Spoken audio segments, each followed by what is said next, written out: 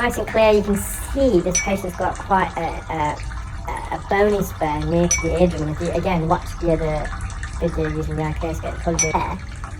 This procedure being performed with the WAXscope. I actually treated this patient a year ago, and I would say the complexity of both procedures are very similar. So you can visit my other YouTube channel, the Wax Whisperer, and it is video number 1151. In fact, I'll put a link in the description so you can access it from this particular video. And the reason why this procedure is quite complex is because the patient's ear anatomy is extremely narrow and twisty and bendy. There's also quite a steep inclination of the ear canal. Now, most of our ear canals, adult ear canals anyway, as you enter, there is an upwards trajectory, around 32 degrees, but I would say this patient's a bit more than that. In addition to the patient's ear anatomy, it's the consistency of this wax and keratin plug. It's extremely occluding and impacted. In addition, there's quite a few skin adhesions enveloping this wax and keratin plug, and these skin adhesions are still in part attached to the canal wall. So it's almost as though I'm playing tug of war with the ear canal to extract this plug of wax and keratin. Now, a lot of people have been asking me when the WAXscope is going to be launched and the reason behind the delay. I'm not able to say much, if truth be told, but all I can say is that around this time last year, I got let down by a third-party company who I entrusted to manufacture for me a particular component, and subsequently I've then had to make a decision to manufacture this component myself. It's a steep learning curve. It's not something I've done before, although I've manufactured various medical devices, not a particular part that I got let down upon. So I had to do my due diligence, my research, but I'm glad to announce that the WAXscope is now officially registered and available for distribution across the UK and Europe. In fact, I just uploaded all the necessary documents and illustrations yesterday, not only for the WAXscope but also for my new range of Rye earwax instruments. So I'm now just solely waiting on the completion of the new ClearWax app. I've decided to wait until the instruments, the WAXscope and the app are all complete before launching them all together. It just makes sense because all three complement each other very well indeed. And I've waited so long already, I'd rather just now do a proper full launch.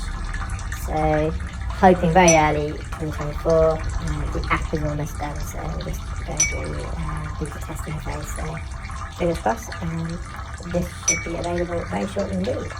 Now, during the course of this video, I'm going to explain why I've developed the WAXscope, the purpose behind it and the motivation behind it.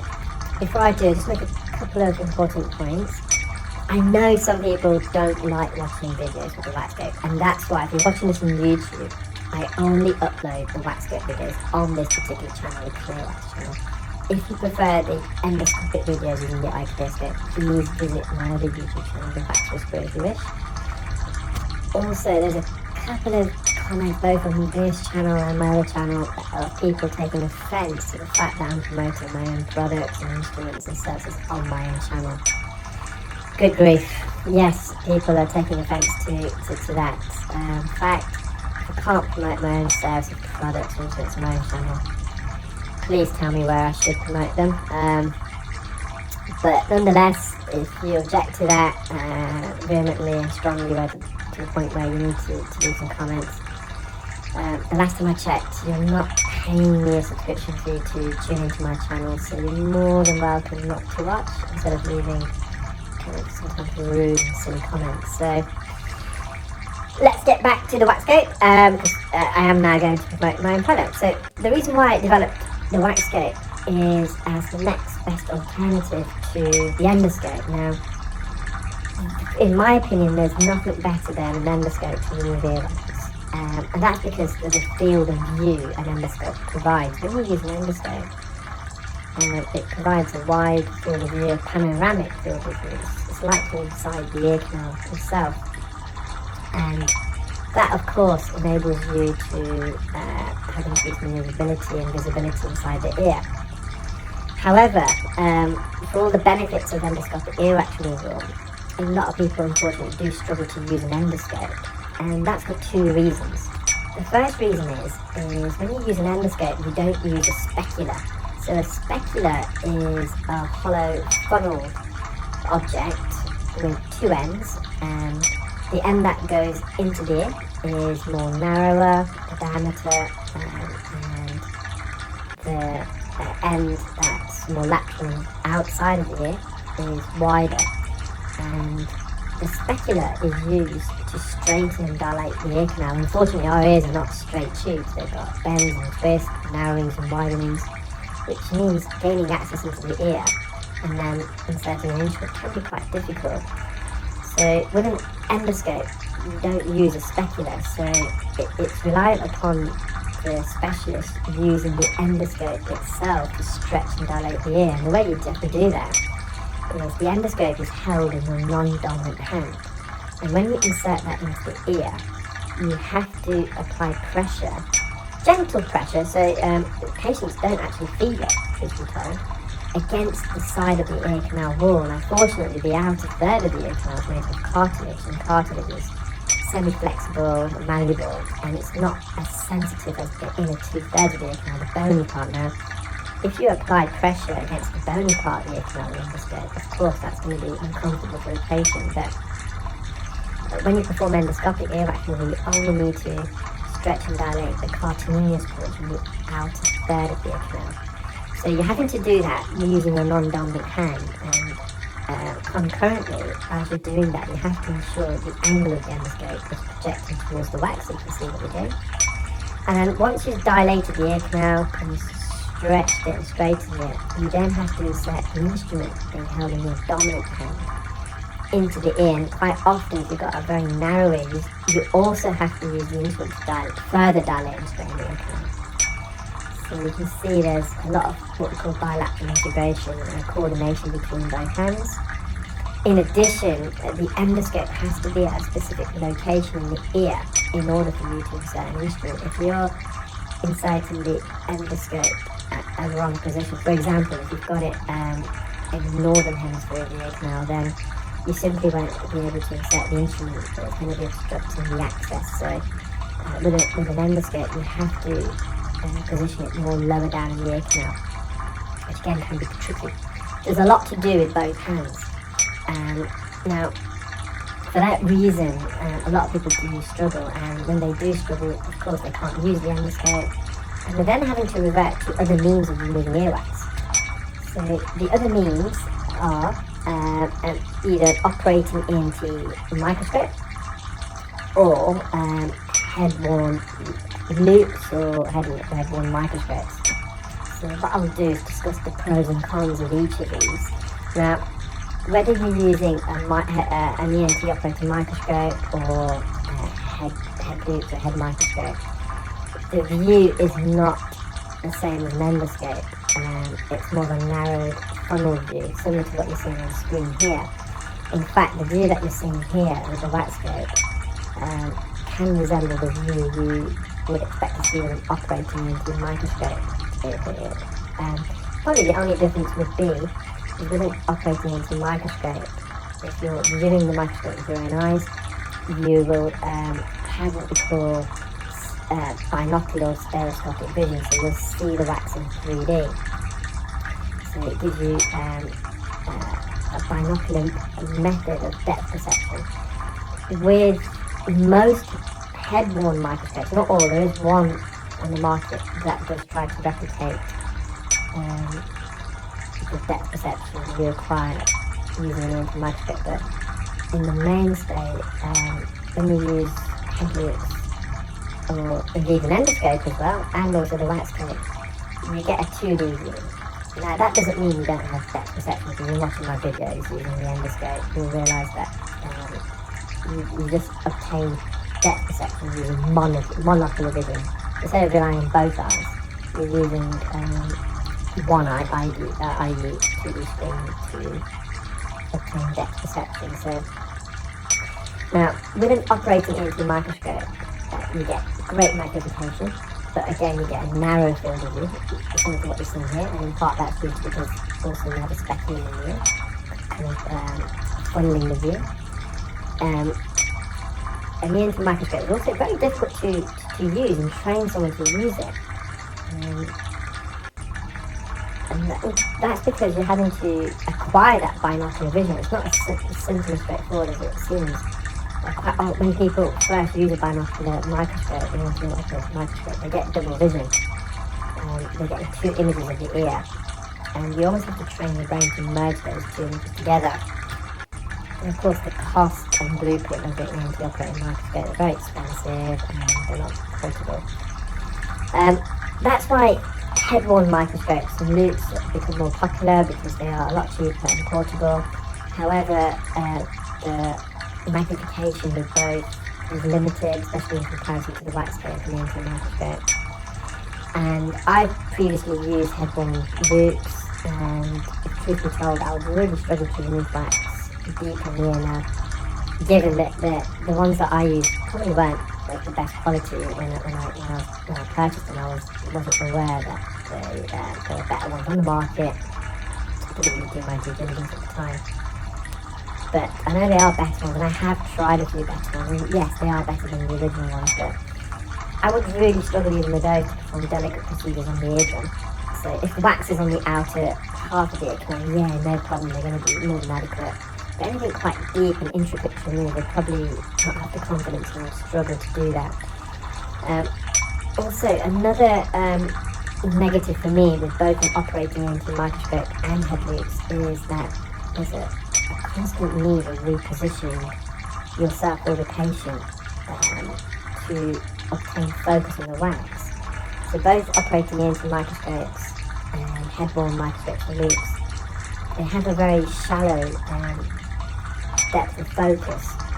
So if you're examining the outer part of the ear and then the eardrum, you're going to lose focus very quickly because it hasn't got that range of focus.